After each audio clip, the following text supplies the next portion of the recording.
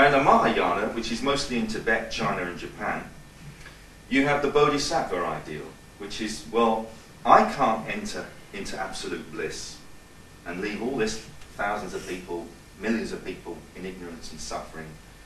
I can only enter nirvana when we can all enter nirvana. So there you have, that's the ideal there. So we have to, so of course the Brotherhood are all these beings that could easily go way off and leave us, this dark planet, way behind. But they choose to come back and try and help us to raise our vibrations and lead us into spiritual ways. Then you have the Tantrayana path, and that is to do with, is another thing again, but it's further on. It's the highest form of the Buddhism. Now in the Tantrayana path, well, the highest form of that is Dzogchen, which is another thing that basically means your primordial awareness. You don't have to do anything, in a sense, to achieve it. You don't have to go, you don't have to starve yourself, or you don't have to do anything. It's possible to remember or to tune into primordial awareness from an initiated master or from your own experience. That's the highest level. So we can't all expect to go home tonight and be enlightened. But the next level down from that is deity yoga. And there you will be given a particular deity by your lama, teacher, guru. So you may be given, say, White Tara is your deity. You become White Tara. In early stages you may have to visualize her in a very particular way, and all the different deities and things you may have to perform specific rituals, but in the end, or ultimately, you just fuse, you become one with this deity. So you could choose the deity Jesus or Maitreya Buddha, any aspect of the total being. So that's deity yoga, and some bowls are tuned into specific deities. So that working with that sound, you become one with that deity. So we have a White Tara bowl, we have a Green Tara bowl. White Tara is the equivalent in Tibetan Buddhism of Mother Mary. It's the female aspect, the Divine Mother. And she is often pictured with eyes in her hands, eyes in her feet, eyes in all over, because she sees everybody. She sees all suffering in the universe, and she brings this Divine Mother love, which is purely unconditional. She doesn't care what you've done or anything like that. That love is just there. We can cut ourselves off because we think, oh, I don't deserve this love or whatever, or we're scared stiff of it because it's, you know. But that divine love is there, and that bowl will just brings that divine love, that unconditional love. The Green Tara, she's concerned with transmuting envy, but she also lets you see what you're doing yourself that's stopping you from opening up to this divine love. So she, a bit more work with Green Tara. White Tara just takes all your obstacles away. All Taras are concerned with removing obstacles. And so, of course, they're quite useful to invoke when there are obstacles in your path, whatever those obstacles may be. But the biggest obstacle is the ego, so she certainly helps to get rid of that. And that is one of the biggest obstacles. Now, the bowls are made from 7 metals. Now, this comes from the time when Buddhism entered China, around the 1st, 2nd century AD, early days of Christianity. The main religion in China at that point, the main philosophy, was Taoism, which comes from Lao Tzu.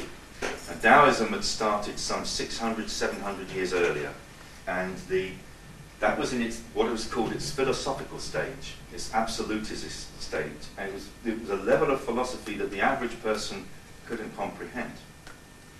So in the second phase, it entered what was called the transcendental phase. And there you have all these adepts that can fly through the air, you have alchemy, you have these things starting to come in. So when Buddhism entered China, it absorbed some of this philosophy to do with alchemy and to do with astrology and this other philosophy. So the 7 metals of the bowl are connected with the 7 planets in alchemy.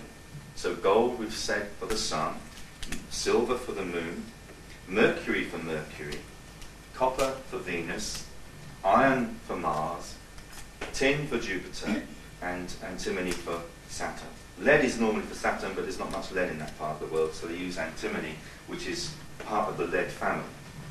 Now for Mars, iron, they will sometimes substitute meteorite in place of iron. So each bowl should be made of these 7 metals. Now, there are 2 ways the bowls are made. There were centres that made the bowls. Now, they were in Dergi, which is on the very far eastern border of Tibet with China, Peking, which of course is in China, and Nepal. Those three kind of centres, so you could go and you could order bowls or choose them or whatever. The other way was the wandering metalsmiths, the nomadic peoples. And they may turn up at a village and you would commission them maybe to make a bowl. Now, they wouldn't be carrying lorry loads of metal around with them. So they would say, okay, you'd have to turn up, and of course if you were 1 or 2 metals short, well, that was it. On the other hand, of course, if you had a bowl that you wanted to tune into the heart chakra, to the love energy, to the sun, you would put more gold in it than anything else. If you wanted tuned into the moon, you would put more silver in it. Basically, the moon, fire and water are both purifiers and cleansers. Water, you know, we use it to cleanse and wash. So when an instrument has a lot of silver in it, it's quite often used with those particular rituals for cleansing and purifying. Whereas a lot of gold, it's far more to do with the opening of the heart centre and to divine love and to love for all beings. And the sense, actually, that love is throughout, pervades the universe, the entire galaxy, the entire known galaxy. There is that love that is there for all living beings on every level. And some of those bowls can help us tune into this, which brings a very gentle, delicate joy to the heart, to know that there is this love, that we're living in a love-filled universe. Because it's often quite easy to forget that. But we can try and remember, put together, rebuild the fact that behind all is this love. Now, 7 metals, 7 planets. Now, the ancients also then linked these 7 planets with the 7 cervical vertebrae of the neck, just as they linked the 12 signs of the zodiac with the 12 thoracic vertebrae of the ribs, and then the 5 lumbar with the 5 elements. But basically, 7 then is connected with the neck, which links your head with your body. Now, the head is traditionally male, thinking. The body is more female, feeling. So there's this union. The bridge is the neck between feeling and thinking, male, female, father, mother. So in all the tantric, if you ever see pictures of tantric deities, it's a male deity in sexual union with his female deity. Now in Tibet there's no problem about sex, or any of these Eastern countries, they haven't got a big hang-up about it. And it's not necessarily the case that it's not to do with physical sex anyway, but it's to do with the union of this male and female. And in that philosophy, if you're in a female body, your inner self is male. If you're in a male body, your inner being is female. So we are all male and female. And you could almost say that before we're born, we're all male and female. But as we come down into a little male body, we're told, no, you don't do that, you're a boy. Or if you're a little girl, you know, no, don't do that, you be a good girl, whatever. And then we spend the rest of our life trying to get over it. But we get conditioned, you know, we think we're this way, and we can't possibly be that way, so we've got to find one of them to make ourselves right, you know. But actually, our relationship with one of them, whatever they're male, female, outside, will be totally dependent on how much of that male, female we've developed within. And if we haven't developed it much, then we'll have a bit of not a very good relationship with the other person. It'll be like 2 people going separate ways, but they just work together to deal on this level. But anyway, we won't go into all that stuff about relationships. That's another talk or another life. You can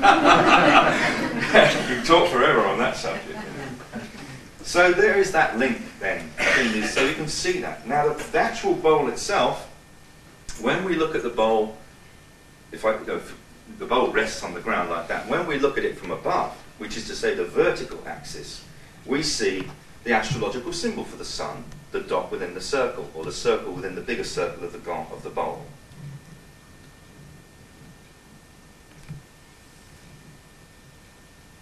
When we look horizontally at that axis, we see a semicircle, which is the astrological symbol of the moon.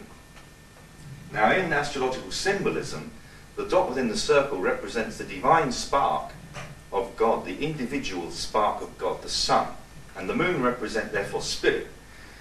The moon represents the soul. So each bowl shows this union of spirit and soul, male, female, sun, moon, just in its shape.